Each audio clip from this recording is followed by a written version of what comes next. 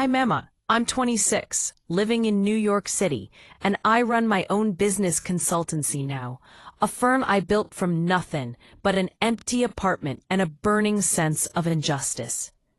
But a few years ago, I was just another junior executive with big dreams and too much faith in the wrong person. This isn't just a story about betrayal. It's the story of how I took the biggest humiliation of my life and turned it into my greatest weapon. If you've ever had your ideas stolen, your talent dismissed, or your ambition called too much, then pay attention. Because the revenge I served wasn't angry or loud. It was slow, cold, and meticulously executed. And it started with a single stolen idea. If you've ever dreamed of serving justice to someone who wronged you, who underestimated you, hit that like button, subscribe, and get ready for one of the most satisfying stories you'll ever hear. My name is Emma, and I am a CEO of Horizon Consulting. But to understand how I got here, you have to know where I started. I grew up in a small town in Ohio. My life wasn't glamorous, but it was honest. I had to work twice as hard just to be noticed. I put myself through college, fueled by an obsessive need to prove that a small-town girl could make it in the big leagues. When I landed my dream job at Pinnacle Marketing, one of the most prestigious, the gleaming firms in Manhattan, it felt like winning the lottery. I was 24 years old, and stepping onto that 43rd floor, looking out over the city skyline, I felt invincible. I was a junior executive, but I carried myself with the focus of a CEO. I had one purpose: to change the game. I immediately threw myself into the work. I spent my mornings reading market analyses, my afternoons crafting pitches, and my nights diving deep into emerging technology. My apartment became a shrine to Post-it notes and cold coffee. I was hungry, and I was good. My boss was a vice president named Richard. He was the golden boy of the firm. Mid-40s, tailored suits, a smile that could charm the paint off a wall. Everyone admired his charisma and confidence. I admired him too, at first. I genuinely believed he was the kind of leader who would mentor me, who would elevate true talent. I thought I was lucky to work for him.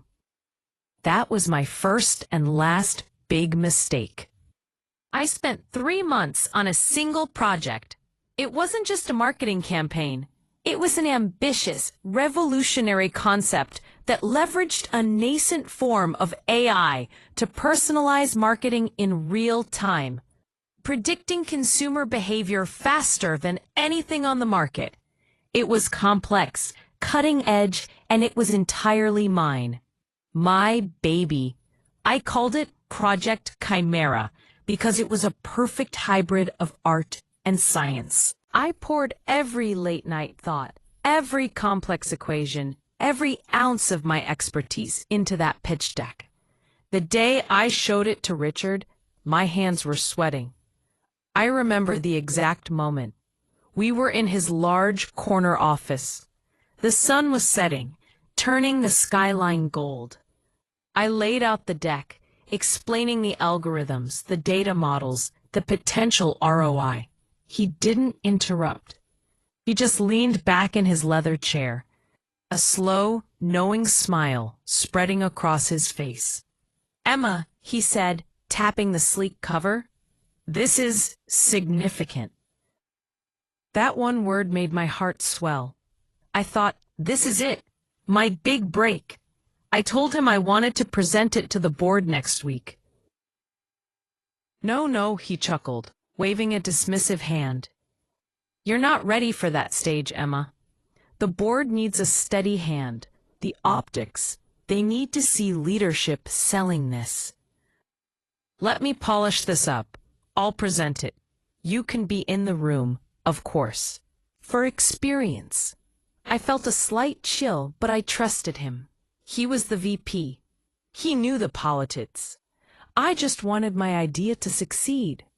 I gave him the final, polished deck, complete with my meticulous research and my proprietary financial projections. The following Tuesday, I sat in the back of the enormous, mahogany-paneled boardroom. Richard stood at the front, projected slides glowing behind him. He started talking, his voice resonant and commanding. He started talking about my vision. He talked about Project Chimera, but he never once said my name. He used I and we interchangeably, heavily leaning on I. He presented every one of my key innovations, the algorithms, the personalized targeting structure, the projected revenue increase, as his own genius insights. My stomach didn't just twist, it coiled into a painful, suffocating knot. I felt physically ill. My ears were roaring. I looked at the CEO, who was nodding, deeply impressed. I saw the board members scribbling notes, and then I heard the words that sealed my fate. When Richard finished, the CEO stood up, clapped, and addressed the room. Richard, that was truly brilliant. This is the kind of forward-thinking strategy that keeps Pinnacle on top. This is why you are a vice president. Richard smiled, bowed slightly, and basked in the applause. I sat in the shadows, my cheeks burning, my hands ice-cold on the polished wood table. I wanted to scream, to leap up and point out the theft, but I didn't. I froze. I was a junior exec, facing the VP and the CEO. I was paralyzed by the fear of being labeled hysterical, unprofessional, or worse, a liar. He hadn't just stolen my idea. He had stolen my moment, my credit, and my voice. Later that day, I waited outside his office until the lights came on. I was shaking, trying to hold on to a professional demeanor. When he finally looked up from his computer, he gave me that same slow, confident smile. "Richard," I said, my voice barely above a tremor. "I need to talk to you about the presentation." "Oh, Project Chimera? Great success, right?" "Don't worry, Emma. There will be plenty of opportunities for you to contribute." Contribute? That was my work. Every single slide, every data point was my creation. You presented it as yours. He leaned back, his eyes narrowing slightly, not with guilt, but with boredom. He sighed, a dramatic display of annoyance. "Don't be so sensitive, Emma. This is the big leagues. Ideas get shared." He paused, then delivered the final, crushing blow with a smirk. "Besides, did you really think the CEO was going to take a 24-year-old from Ohio seriously? I opened the door for your idea. Be grateful. Shared. That word became my personal demon. My work wasn't shared.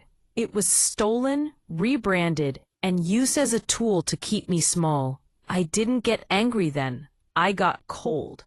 A heavy, chilling realization settled over me. Richard wasn't a mentor. He was a thief and a gatekeeper. From that day forward, my job became a living hell. Richard's subtle malice was far worse than open hostility. He assigned me meaningless, bureaucratic tasks, sorting old files, organizing his travel itinerary, fetching his impossible-to-find artisanal coffee. He made sure I was too busy with admin work to ever create another Project Chimera. When I managed to offer input in a meeting, he would cut me off, then 5 minutes later repeat my exact suggestion, prefacing it with, "as I was just saying to Emma." He made subtle jabs to undermine me. I remember one meeting where I used a complex term, and he interrupted, chuckling. "Careful, Emma. We don't want to confuse the grown-ups with big words. The room laughed. I felt the heat rise from my collarbone to my hairline. I simply looked down and took notes, letting the humiliation sink in. I absorbed it all. The absolute worst moment came a few weeks later at the company's holiday party. I was standing near the bar, feeling completely isolated, watching Richard holding court. I overheard him talking to another senior executive, a woman I respected. "And Emma," Richard was saying, swirling a glass of scotch. "She's ambitious. I'll give her that. But she needs to learn her place. You know, stay in her lane. She's too easily excitable. A little dramatic, actually." They both shared a dry, knowing laugh. She needs to learn her place. I stood there alone with a half-empty drink. The noise of the party suddenly muted. My entire body felt heavy, rooted to the floor. The promise I made to myself that night wasn't born of tears or rage. It was forged in a moment of utterly cold, hard resolve. I looked at him from across the room, watching his false smile, and whispered the promise into the clinking noise of the city. "You will regret underestimating me, Richard. I will make you pay back every penny of credit you stole." I didn't quit. Quitting was surrender, and Richard would win. Instead, I stayed, becoming a shadow, efficient, quiet, and hyper-observant. I spent the next 6 months turning my misery into a strategic advantage. First, I used my mundane assignments to my benefit. When Richard had me sorting files, I wasn't sorting files. I was reading confidential client profiles, financial performance reviews, and internal strategy memos. I memorized every weakness, every insecurity, every internal political struggle within Pinnacle. I became an expert on their vulnerabilities. My most critical work was for Nexus Tech, their largest, most valuable client, the one that generated nearly 40% of Richard's entire division revenue. I had intimate knowledge of Nexus, their data pipeline, their executive goals, the specific metrics Richard promised to meet but was currently failing to deliver. I learned every detail. I was the ghost in the machine. Second, I started Horizon Consulting. This wasn't a side hustle. This was my escape route and my weapon. I drained my savings account, every penny I had put aside, and used it to register the business, buy a high-end secure server, and print basic business cards. I registered the company under the name E. Harper. It was anonymous enough, but still true to my initials. My tiny, cramped Brooklyn apartment, where the radiator hissed and the floorboards creaked, became my 18-hour-a-day headquarters. When I finished Richard's meaningless tasks at 6 p.m., I started my real job. I refined Project Chimera. I fixed the small flaws Richard hadn't even understood. I made it bulletproof. I took my original idea, which Richard had stolen, and created version 2.0, Project Oracle. A system that didn't just predict behavior. It generated custom, hyper-targeted content in real time, eliminating the need for entire creative teams. It was years ahead of anything Pinnacle was doing. The execution was stealthy and meticulously planned. I couldn't risk being caught. I started networking exclusively under my alias. I frequented industry events, wearing sharp clothes and a mask of total confidence. I was no longer Emma from Ohio. I was E. Harper, a new, mysterious force on the scene. I didn't solicit Pinnacle's current clients. I built credibility in parallel markets, securing small contracts with mid-sized tech companies and startups. My reputation grew quickly. Horizon Consulting is innovative. E. Harper gets results. 3 months into this dual life, The industry grapevine delivered the perfect opportunity. Nexus Tech, Richard's flagship client and Pinnacle's lifeline, was quietly soliciting new proposals. They were unhappy. Richard's stolen version of Project Chimera had stalled. His lack of true understanding of the complex algorithms meant he couldn't troubleshoot the system when it hit a snag. The metrics were slipping. I felt a surge of cold, focused adrenaline. This was it. This was the moment I had worked for. The moment where justice could be served not through emotion, but through sheer, undeniable superiority. I knew everything about Nexus. I knew their CEO's obsession with quarterly growth. I knew the exact pain points Richard was trying and failing to address. I spent 6 weeks crafting the pitch. It wasn't just a proposal. It was a devastating indictment of Pinnacle's failure packaged as Horizon's solution. The day of the Nexus pitch, I walked into their gleaming Midtown offices. I was dressed not for a junior job interview, but as a CEO. My suit was custom-tailored, my posture perfect. I carried a custom portfolio embossed with the Horizon logo. The tremor in my hands was gone. I felt electric. I was no longer fearful Emma. I was the strategist, E. Harper. My presentation was flawless. I used the data I had secretly collected at Pinnacle, the exact points Richard was trying to hide, to show Nexus that they were being underserved. Then, I presented Project Oracle, a system so advanced, so perfectly tailored to their needs, that it made Richard's stolen chimera look like a child's toy. The Nexus executives didn't just listen, they were mesmerized. I felt the power of my own creation flowing through me. I wasn't selling. I was commanding. When I finished, the CEO of Nexus, a stoic woman named Ms. Chen, looked at me, a rare smile crossing her face. "Pete Harper," she said, tapping the desk. "Strong, you didn't just anticipate our needs, you analyzed our failures. We are signing with Horizon, effective immediately." I shook her hand, my grip firm. Outside on the street, I didn't cheer or cry.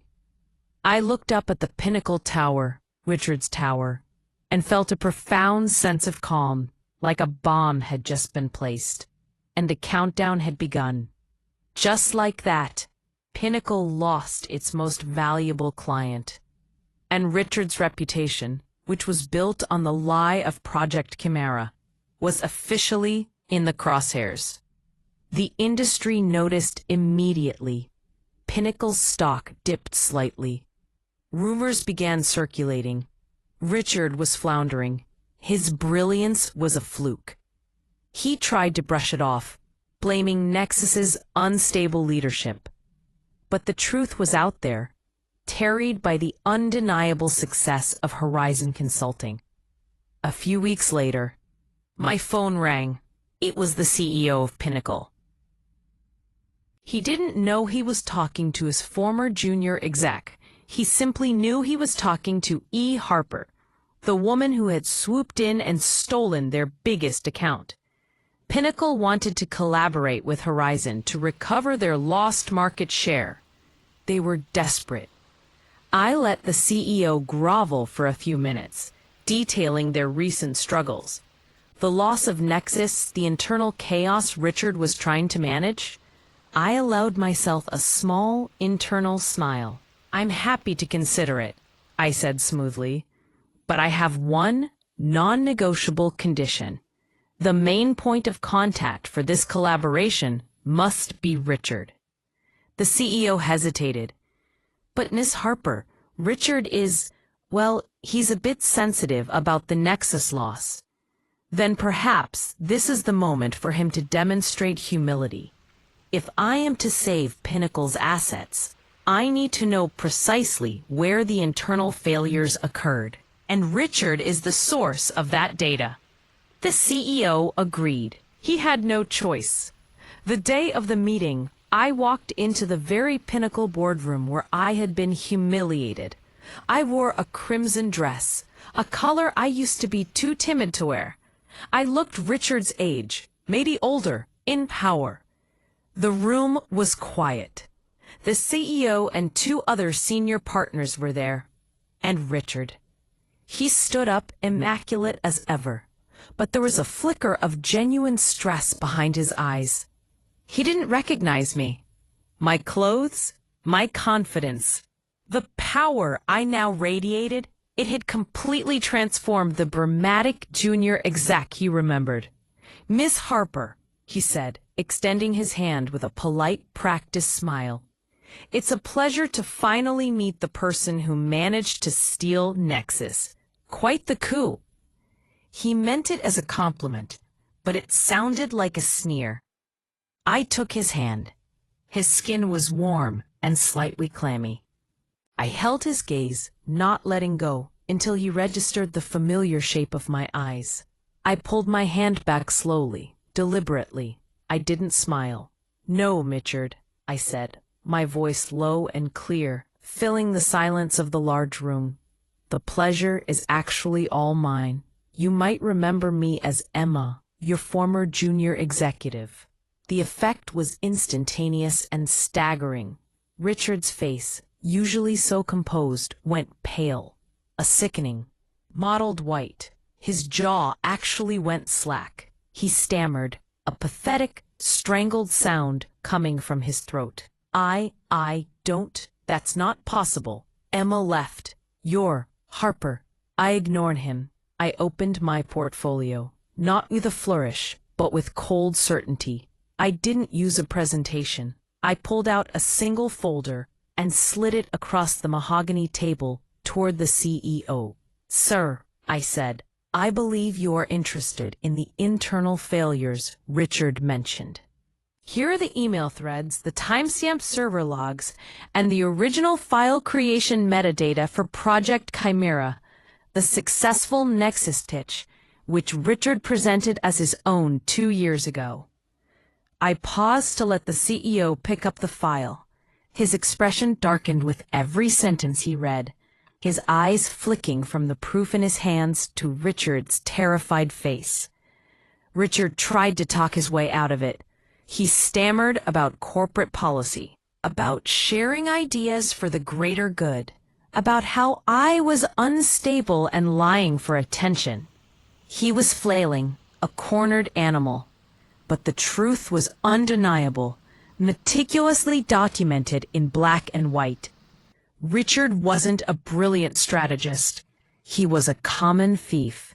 His arrogance, the very thing he used to dismiss me, had been the key to his downfall. He never imagined the junior exec he humiliated would keep the evidence, let alone use it to take his biggest client and his job. That was the moment I saw it, the exact second his confidence cracked. The smile vanished forever, replaced by the naked, pathetic fear of a man whose career was ending. It was not a physical defeat. It was the psychological, crushing loss of reputation. Within 2 weeks, Pinnacle was hemorrhaging clients. The story of Richard's deception spread like wildfire. Nexus was just the first domino. Richard was forced to resign to pursue other opportunities, as the official press release read. His so-called genius reputation shattered across the entire industry. I heard later that he struggled to find even mid-level work. He was toxic now, synonymous with failure. And me? Horizon Consulting flourished. My initial success with Nexus gave me instant credibility. I took back everything Richard tried to steal from me. My idea, my dignity, my power. I hired smart, creative people and gave them exactly what Richard never gave me: credit, mentorship, and ownership. Looking back, I don't see it as revenge. I see it as justice, the kind that doesn't come from yelling or fighting, but from outsmarting the people who tried to keep you small. I didn't destroy Richard out of spite. I simply showed the world, and more importantly, the CEO of Pinnacle, who I really was. I didn't diminish his stature. He diminished his own through his actions. My triumph was merely a reaction to his mistake. If there's one thing I've learned, it's this. Never let anyone convince you that you're replaceable. Never let them steal your voice. When someone underestimates you, don't scream at them. Instead, gather your resources, work in silence, and build something so undeniable, so superior, that their own incompetence becomes the only story. Because the best revenge isn't getting even. It's becoming everything they said you couldn't be. And that's exactly what I did. If this story gave you chills, if you felt that deep satisfaction of justice being served, please smash that like button right now. I want to hear from you. Tell us in the comments, what's the most satisfying moment of justice you've ever witnessed? Or better yet, delivered? Have you ever turned a moment of humiliation into your biggest motivator? And of course, subscribe for more stories like this. Stories of triumph, resilience, and the sweet sound of karma. Thank you for listening.